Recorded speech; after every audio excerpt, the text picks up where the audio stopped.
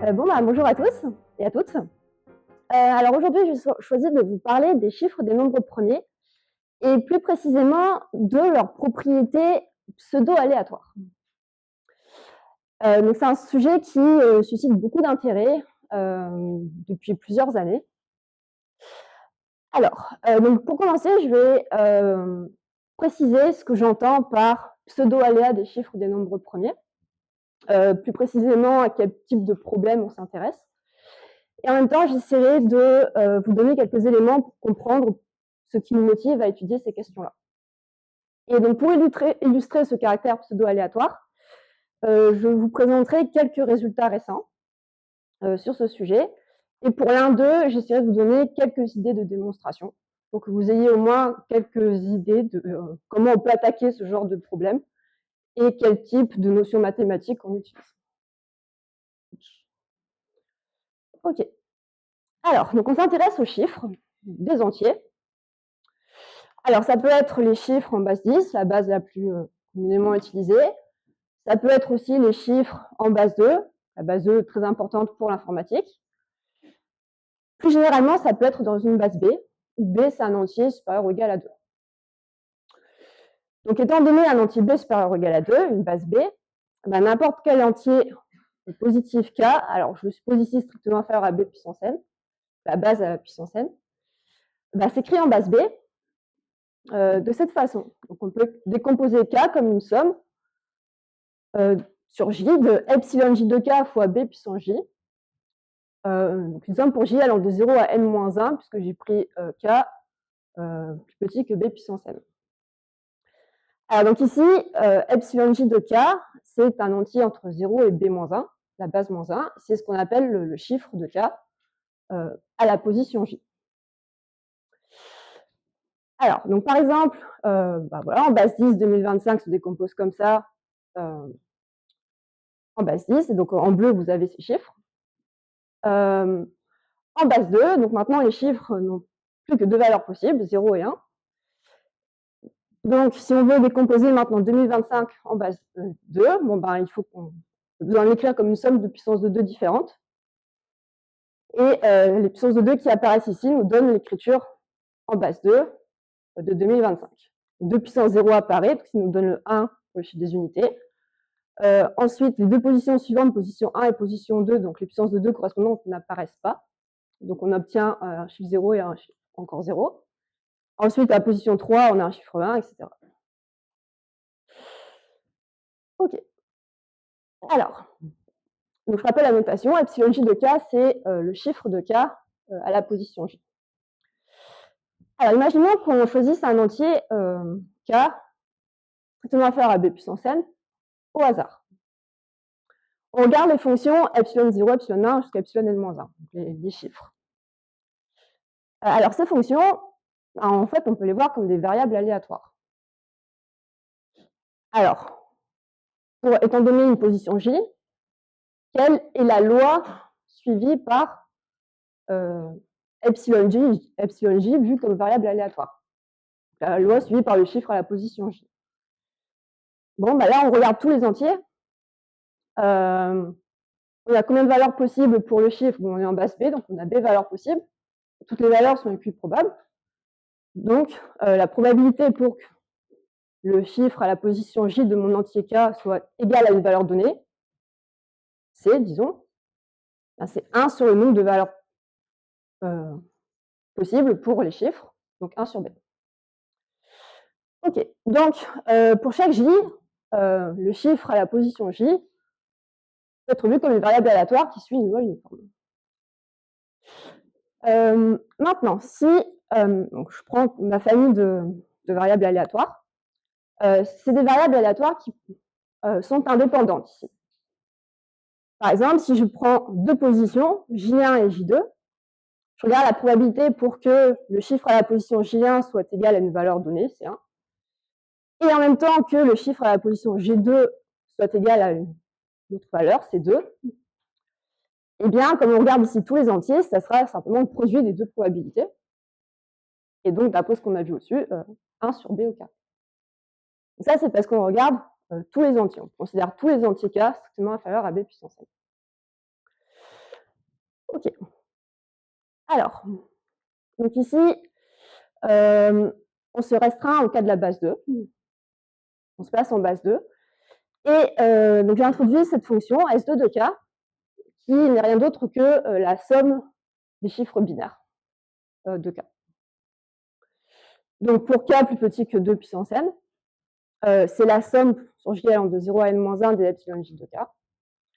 Et comme ici, les epsilon J de K ne prennent que les valeurs 0 et 1, ben en fait, c'est simplement le nombre de 1 dans l'écriture de K en base 2. Alors, ce nombre de 1, donc dans l'écriture binaire de K, c'est ce qu'on appelle aussi parfois le poids de Hamming. On parle aussi de population count. Certains processeurs ont une instruction qui permet de calculer très rapidement la somme des chiffres binaires, comme ça. Donc, c'est une fonction qui est importante et qui apparaît dans différents domaines. Alors, donc on a vu que pour chaque J, epsilon J de K, le chiffre à position J, suit, donc ici on est en base 2, donc elle va suivre une loi qui est en fait simplement une loi de Bernoulli, le paramètre 1,5. Donc, ma somme des chiffres, c'est une somme de n variables indépendantes qui suivent chacune une loi de Bernoulli, le paramètre 1,5, donc la somme des chiffres suit en fait une loi binomiale. Le paramètre n est p égale à 1,5.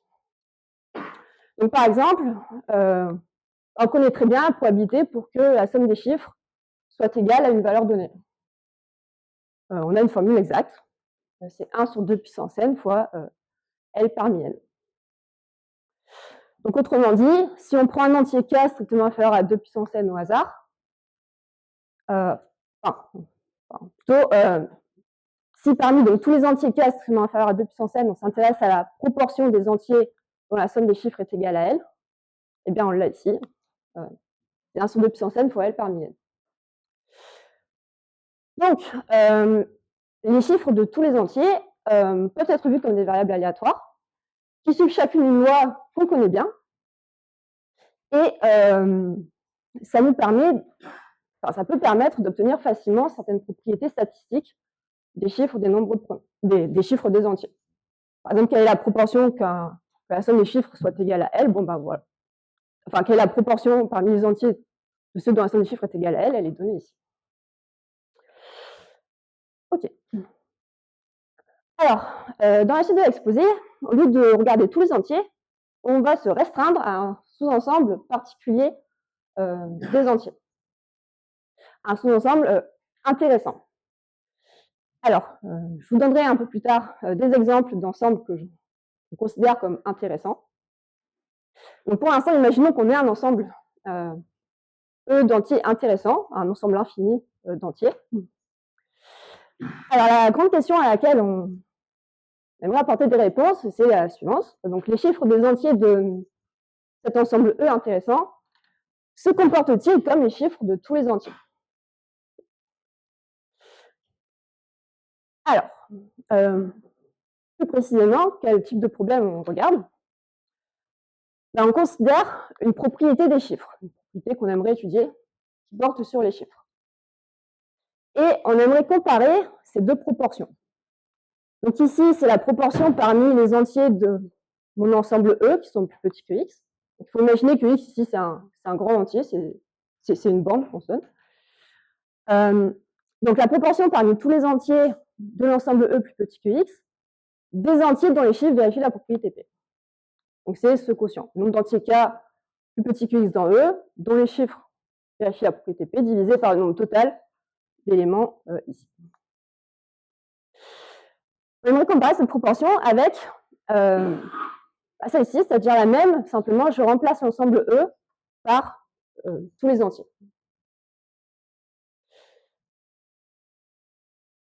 Alors, donc si ces deux proportions sont proches, ça signifie que quand je passe des entiers à l'ensemble E, quand je me restreins à l'ensemble E, en fait, j'obtiens une proportion qui est très proche de celle-ci, donc ça veut dire que les chiffres en fait des entiers de mon ensemble E se comportent comme les chiffres de tous les entiers. Du point de vue de cette propriété, c'est quasiment pareil. Donc on dit dans ce cas-là que les chiffres des entiers de E sont pseudo-aléatoires pour cette propriété. Alors maintenant, la difficulté, c'est que donc autant ici, on a vu que les chiffres, pour tous les entiers, donc les chiffres de tous les entiers suivent des lois qu'on connaît bien. Le problème, c'est que maintenant, les chiffres des entiers de mon ensemble E, pour les ensembles E qu'on va considérer, en tout cas, ce ne sont plus du tout des variables aléatoires indépendantes identiquement distribuées. Donc c'est toute la difficulté de ce problème, comment on peut réussir à comparer ces deux proportions-là. Donc essentiellement, comment on peut estimer ce cardinal-là. Combien on a d'éléments de l'ensemble E, petit que x, dont les chiffres vérifient la propriété. Alors, donc ici, je vous donne quelques exemples d'ensemble E intéressants. Alors, donc on a vu qu'on peut écrire n'importe quel entier, étant donné une base B, on peut écrire n'importe quel entier avec 6 chiffres dans cette base. Ça nous donne une représentation possible d'un entier. Mais on a aussi une autre décomposition possible, c'est la décomposition de cet entier comme un produit de facteurs premiers. Alors donc ici, c'est une décomposition qui est de nature en fait multiplicative. On écrit un nombre comme un produit de nombres premiers. Alors qu'ici, par exemple en base 2, écrire un nombre en base 2, c'est l'écrire comme une somme de puissance de 2. Donc ici, on a une représentation de nature additive. Alors, donc étudier les liens entre ces deux représentations, en fait, ça mène à des problèmes très intéressants et importants qui, en fait, plus généralement, permettent d'étudier les liens entre la structure multiplicative des entiers et leur structure additive. Étudier les liens entre la structure additive et la structure multiplicative des entiers, ça fait partie des problèmes parmi les plus importants en théorie des nombres. Alors, donc une façon d'étudier les liens entre ces deux représentations, c'est d'étudier donc les propriétés des chiffres d'entiers qui ont une décomposition en facteurs premiers particulière. Donc, comme exemple d'ensemble E intéressant, on a donc ces ensembles-là, qui sont tous donc des ensembles d'entiers, où on a mis des propriétés des conditions sur la décomposition en facteurs premiers. Donc, pour commencer, on a les nombres premiers, qui sont en fait les nombres pour lesquels la décomposition en facteurs premiers est la plus simple possible. On a un seul facteur premier. Mais on pourrait aussi s'intéresser au carré, au cube, plus généralement aux puissances m. Les entiers sans facteur carré, par exemple aussi, et ou encore les nombres friables. Donc les nombres avec dont la décomposition en facteurs premiers ne comporte que de petits facteurs premiers. Alors donc dans cet exposé, on va se focaliser en fait sur les nombres premiers. Donc les nombres premiers, donc l'étude des chiffres des nombres premiers, ça a suscité beaucoup d'intérêt, c'est essentiellement ces 20 dernières années. Alors, bon, juste un rappel, donc un nombre entier K plus grand que 2 est un nombre premier si ses seuls diviseurs sont 1 et lui-même. Donc voici les premiers nombres premiers. Alors dans la suite de l'exposé, la lettre P désignera toujours un nombre premier. Alors, on sait depuis très longtemps depuis avant Jésus-Christ, que les nombres premiers forment un ensemble infini, d'après Euclide. Donc, étant donné une borne x, il est naturel de se demander quel est le nombre de nombres premiers jusqu'à x, et d'estimer cette quantité quand x tend vers l'infini. Et donc, le terme de nombre premier donne une estimation précise. Qui est démontré indépendamment par Damard de la Vallée-Poussin en 1896, et dit donc que pi de x est équivalent à x sur log x. Ok. Alors, donc pour illustrer le caractère pseudo-aléatoire des chiffres des nombres premiers, je vais essayer de vous présenter 3 résultats récents. Donc dans le premier, on va s'intéresser au nombre premier dont la somme des chiffres est par exemple pair, ou impair, ou plus généralement congru à A modulo M. Ensuite, on s'intéressera toujours à la somme des chiffres des nombres premiers, mais cette fois-ci, pas une question de congruence, mais une question d'égalité. Nombre premier dont la somme des chiffres est égale à une valeur donnée. Et puis enfin, on s'intéressera au nombre premier avec un chiffre interdit. Donc, je préciserai ce que ça signifie. Alors, pour commencer, le nombre premier dont la somme des chiffres est congrue à A modulo M. Alors, je commence par un article de Gelfond, publié en 68, donc dans lequel Gelfond s'intéresse à cette quantité-là. Donc, il estime le nombre d'entiers k plus petit que x, dont la somme des chiffres est congrue à A modulo M. Alors ici, pour l'exposer, je me restreins à la base 2. Donc S2, c'est encore la somme des chiffres en base 2. Et aussi, il y a une autre condition, c'est que K est congru à C modulo Q. Donc ici, Q, M, et puis C et A sont des entiers qu'on peut fixer.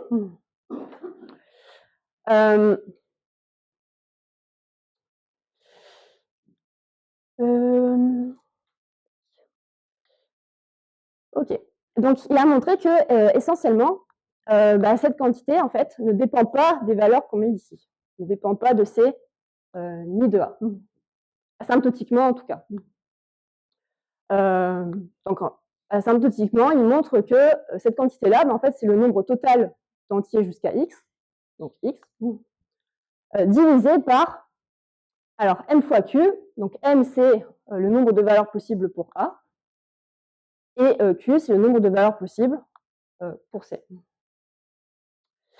Alors, donc en particulier, si on prend q égale à 1, donc cette condition-là, elle est toujours vérifiée, et on obtient que le nombre d'entiers k plus petit que x dont la somme des chiffres est congrue à A modulo M est équivalent à x sur M. Donc si je divise par x, on obtient cette équivalence-là pour la proportion des entiers plus petits que x dont la somme des chiffres est congrue à A modulo M. C'est 1 sur M asymptotiquement. Alors, donc dans cet article, à la fin, Gelfond pose plusieurs problèmes qui ont occupé les mathématiciens pendant assez longtemps.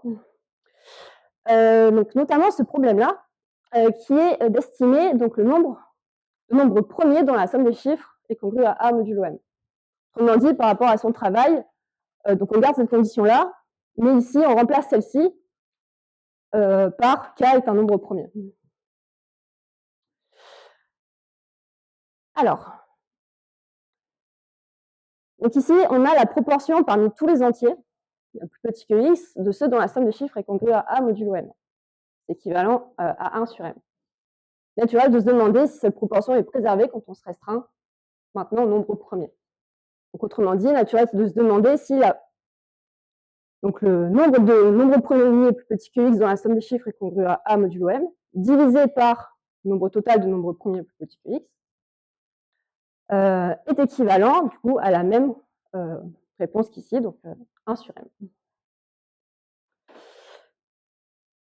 M. Donc si c'est le cas, donc ça voudrait dire donc, que ce nombre de nombres premiers dont la somme des chiffres est congrue à A modulo M, c'est équivalent à pi de x sur M, donc ne dépend pas de A en fait. Donc autrement dit, ça signifierait que la somme des chiffres des nombres premiers est bien répartie, modulo M, est bien répartie dans les progressions arithmétiques modulo M.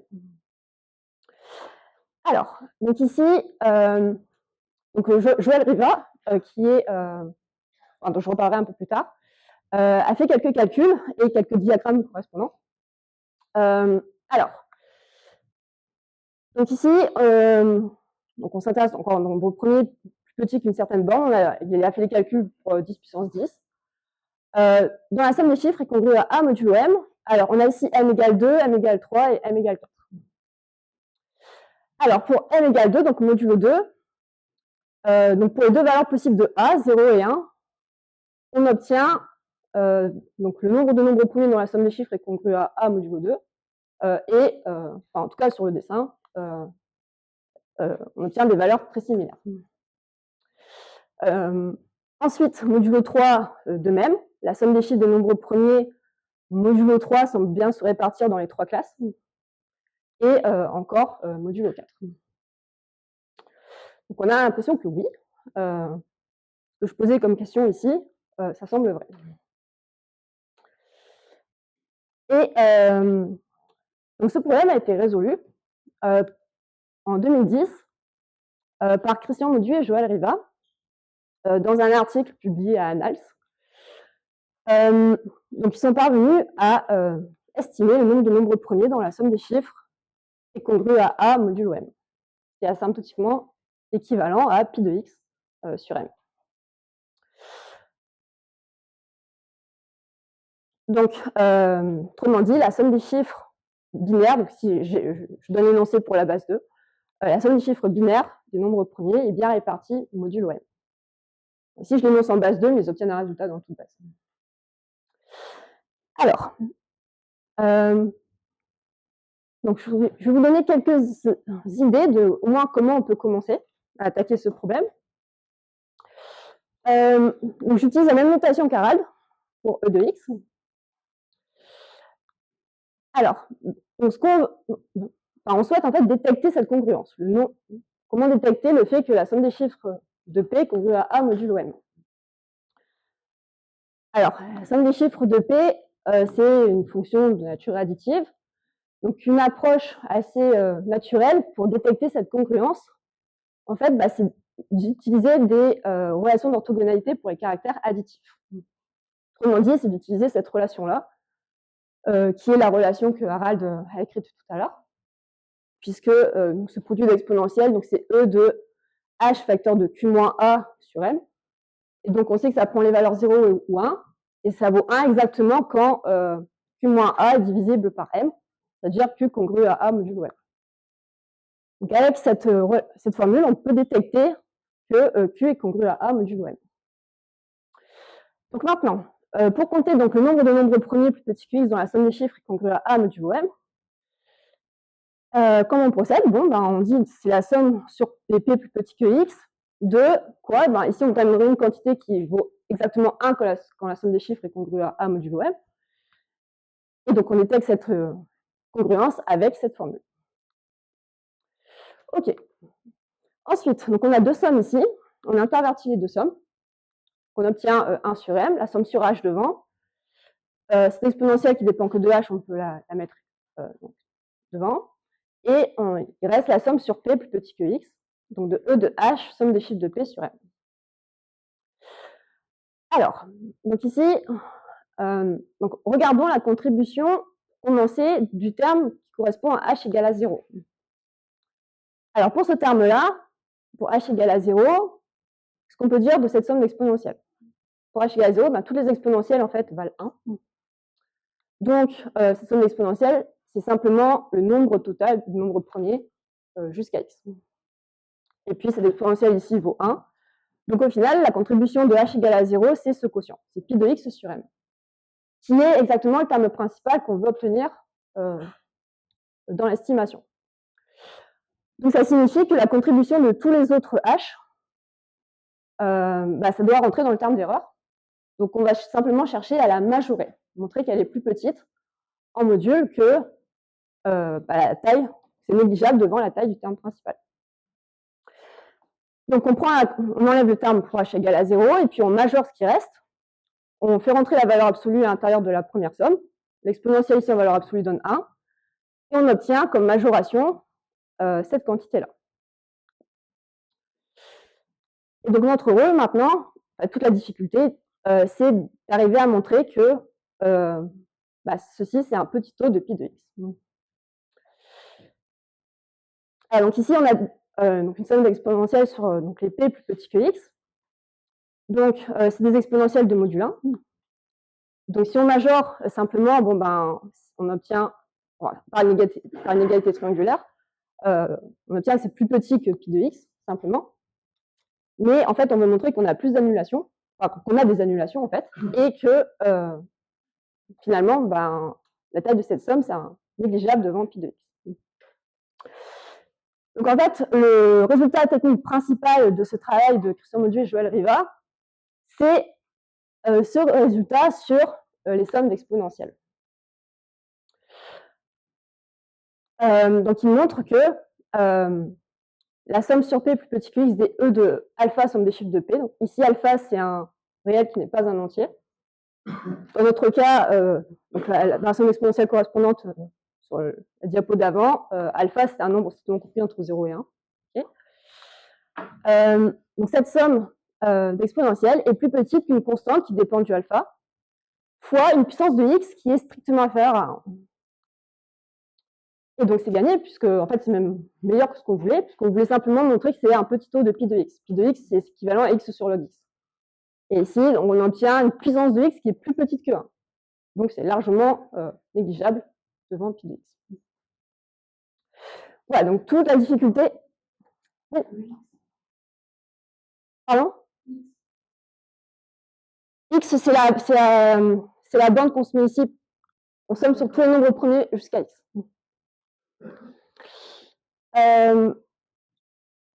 Voilà. Alors, donc on doit réussir à manipuler à gérer une somme exponentielle sur un nombre premier. On a des techniques pour ça, en théorie analytique des nombres. Et puis en même temps, il faut arriver à gérer cette somme des chiffres en même temps. Alors, une fonction cruciale qui permet de gérer cette somme des chiffres, c'est la transformée de Fourier discrète de la fonction qui a U associe E de alpha pour la somme des chiffres de U. Transformée de Fourier discrète, ici, en fait, c'est la même définition que celle qu'Harald vous a donnée, sauf qu'ici, on est modulo 2 puissance n. Donc ça, c'est la définition de notre fonction, fn de h, celle qui nous intéresse. Alors, ce qui est important ici, ce qu'en fait on retrouve dans beaucoup de problèmes sur les chiffres, c'est le fait que cette transformée de Fourier, en fait, peut s'écrire comme un produit. Et grâce à cette écriture, sous forme de produit, on arrive à montrer les propriétés dont on a besoin sur cette fonction. Donc comment on fait ça? En fait, c'est vraiment très simple. Donc ici, on somme sur tous les entiers jusqu'à 2 puissance n. Donc comment on fait? Donc U, on l'écrit en base, alors ce U-là, disons, on l'écrit en base 2. Donc on le décompose sous cette forme-là. Du coup, la somme des chiffres de U, ça sera juste la somme de U0, etc., plus UN-1. Et donc sommer sur tous les U jusqu'à 2 puissance n, ça revient à sommer sur toutes les valeurs possibles pour les chiffres, U0 jusqu'à UN-1. Et comme on est en base 2, les chiffres ici prennent juste les valeurs 0 et 1. Donc on a n sommes ici devant, qui ont juste chacune deux termes, entre 0 et 1. Et maintenant, en fait, on passe à cette ligne-là, simplement, on voit que donc, cette somme multiple, c'est rien d'autre que un produit sur J, de cette somme exponentielle où on a juste deux termes. Donc autrement dit, donc le terme pour 0 donne 1, et le terme pour 1 donne cette exponentielle-là. Donc voilà l'écriture sous forme de produit. Et après, ce qui est pratique pour l'étudier, c'est de remarquer qu'en valeur absolue, la valeur absolue ici donne en fait un cosinus. Donc ça, c'est en base 2. Si on voulait étudier le problème dans une base quelconque, en fait, on aurait un produit, alors non pas de cosinus, mais de quotient de sinus, plus généralement. Donc sur cette fonction, on a essentiellement besoin de montrer que ces valeurs sont petites. Et la clé pour arriver à faire ça, c'est d'exploiter cette formule. Ok. Alors, maintenant quelques mots sur les autres problèmes que je voulais mentionner. Donc maintenant, on regarde on veut que la somme des chiffres soit égale à une valeur donnée. Alors, donc on considère les entiers K jusqu'à 2. Alors, je commence par parler simplement des nombres entiers. Avant de parler des premiers, je parle des nombres entiers. Donc, quel est le nombre d'entiers K jusqu'à 2 puissance n dont la somme des chiffres est égale à une valeur donnée? Ça, c'est très facile à calculer. C'est L parmi n. Là, pour les entiers, on sait calculer sans problème, on a une très belle formule. Alors, avant de passer au nombre premier, je voulais simplement faire remarquer que donc on peut majorer ceci par n sur 2 parmi n. Bon, ici, je suppose que n est pair, juste pour l'exposer. Et n sur 2 parmi n, on connaît un équivalent. J'utilise la formule de Stirling, par exemple. On obtient cet équivalent-là. Donc, ça signifie que le nombre d'anticorps plus petit que L, 2 puissance n dans la somme des chiffres est égal à L. Donc c'est plus petit que cette quantité-là qui est équivalente à ça. Donc ici, on a quoi? On a 2 puissance n fois quelque chose qui tend vers 0. Donc ça signifie que cette quantité, en fait, c'est négligeable devant 2 puissance n. 2 puissance n, c'était la banque qu'on avait là. Donc ça veut dire que des entiers K avec cette propriété-là, en fait, on n'en a pas beaucoup. Jusqu'à 2 puissance n, on en a un nombre négligeable devant 2 puissance n. Donc on dit que l'ensemble des entiers dans la somme des chiffres est égal à L, du coup c'est un ensemble rare. On a très peu d'entiers comme ça. Ok, alors gardons ça à l'esprit. Maintenant, donc, on passe au nombre premier. Donc le problème auquel on s'intéresse, c'est de celui-ci. Donc on aimerait comparer la proportion parmi tous les nombres premiers, jusqu'à x, des entiers dont la somme des chiffres est égale à L maintenant, avec cette proportion parmi tous les entiers. Ah, donc celle-ci, on a vu que bon, on la connaît bien.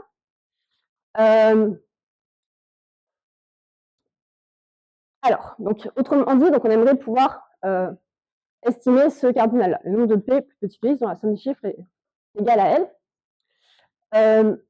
Autrement dit encore, ça revient à estimer le nombre de nombres premiers parmi les entiers dont la somme des chiffres est égale à L. Et on a vu que cet ensemble-là d'entiers, c'est un ensemble rare. Donc en fait, ce qu'on est en train de faire là, ce qu'on aimerait faire, c'est étudier les nombres premiers dans un ensemble qui est rare. Et ça, en fait, c'est un problème aussi, ça fait partie des problèmes parmi les plus importants en théorie des nombres. Donc c'est une motivation supplémentaire pour s'intéresser à ce problème-là. Donc étudier les nombres premiers dans des ensembles rares, en général, c'est très difficile. Donc ici, je mentionne quelques problèmes ouverts.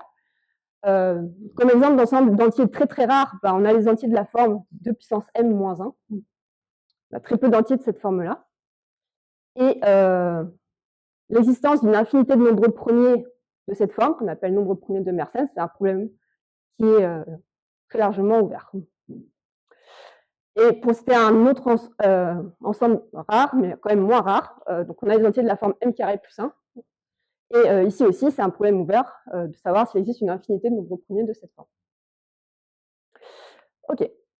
Alors, donc, ici, on est pour les entiers simplement. Donc, le nombre d'entiers K jusqu'à une bande donnée, 10 puissance 10, dont la somme des chiffres est égale à L. Alors, on a vu que la somme des chiffres, si on regarde tous les entiers, c'est une loi binomiale.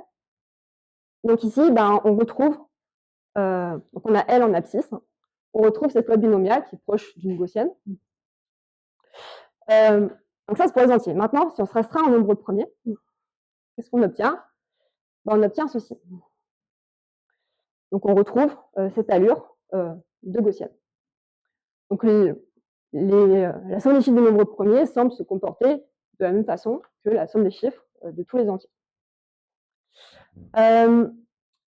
Alors, donc dans un travail publié en 2009, donc avec Michael Dromota, qui est un mathématicien autrichien, donc Christian Maudieu et Joël Rivas sont parvenus à montrer que en fait, ces deux proportions, donc la proportion parmi les nombres premiers, des entiers dont la somme des chiffres est égale à L, et la proportion parmi tous les entiers, sont en fait asymptotiquement les mêmes. Alors attention, c'est pas pour tous les L, c'est seulement pour les L qui sont proches de la moyenne en fait. Donc la somme des chiffres, là son espérance, en fait c'est n sur 2. Donc ils obtiennent un résultat seulement quand la somme des chiffres est proche de la moyenne. Pourquoi? Parce qu'en fait, plus on s'éloigne de la moyenne, moins on a d'entiers dont la somme des chiffres est égale à L, donc plus on est dans un ensemble rare, plus c'est difficile. Voilà, et donc en particulier, si on prend par exemple L égale à n sur 2, on obtient cette belle formule asymptotique pour la proportion des nombres premiers dont la somme des chiffres est égale à n sur 2. Ok. Et donc rapidement, un dernier travail sur les nombres premiers avec des chiffres, ou moins un chiffre, en tout cas interdit. Alors donc ici, celui-là sur base 10, et on choisit un chiffre. Donc, par exemple, on choisit le chiffre 3, c'est égal 3. On s'intéresse aux entiers, pour commencer juste aux entiers, dont l'écriture en base 10 ne comporte pas ce chiffre. On interdit le chiffre 3. On ne veut pas voir le 3 dans l'écriture de l'entier. Alors, Si on regarde tous les entiers, quel est le nombre de ces entiers plus petits que 10 puissance n avec cette propriété-là? Bon, bah, pour chaque position, on a juste un chiffre interdit, on ne peut pas prendre, du coup, on n'a plus 10 valeurs possibles, on n'en a plus que 9. C'est pour chaque position, et on a n positions, du coup, on obtient exactement 9 puissance n. Donc 9 puissance n par rapport à la borne ici, bah, c'est la borne puissance log de 9 sur log 10. Donc autrement dit, on obtient une puissance de la borne qui est strictement inférieure à 1, et donc c'est un petit taux de la borne. Et donc ici aussi, bah, en fait, on est dans un ensemble rare. Donc étudier les nombres premiers, ce qu'on va faire ensuite, dans cet ensemble, bah, ça s'inscrit encore dans l'étude des nombres premiers dans un ensemble rare. Alors, donc ici, c'est donc la proportion parmi tous les entiers jusqu'à 10 puissance n de ceux qui n'ont pas le chiffre 3, disons. Donc on a cette formule-là, d'après ce qu'on a vu. Naturellement, on se demande si, quand on se restreint un nombre premier, ben, on obtient une proportion encore similaire. Et dans un travail publié en 2019, donc James Maynard, qui a eu la médaille Fields en 2022, montre dans un article publié à Invenciones que, ben, en fait, oui. En tout cas, l'ordre de grandeur, c'est celui attendu. Il n'y a pas une formule asymptotique, mais il montre que c'est plus petit qu'une constante fois ce qu'on attend et plus grand qu'une constante fois ce qu'on attend. Voilà. Donc, pareil, comme corollaire de la minoration, ben, on en déduit qu'il existe une infinité de nombres premiers, par exemple, sans chiffre 3 en base 10. Et c'est pour 3, mais on pourrait prendre n'importe quel autre chiffre. Voilà. Alors, pour terminer, je vais juste mentionner que l'étude des chiffres des nombres premiers met en œuvre des notions mathématiques très variées. J'ai juste pu vous montrer un tout petit échantillon. Des notions de théorie des nombres, de combinatoire, d'analyse complexe, d'analyse harmonique et aussi de probabilité. Ouais, je vais m'arrêter ici. Merci.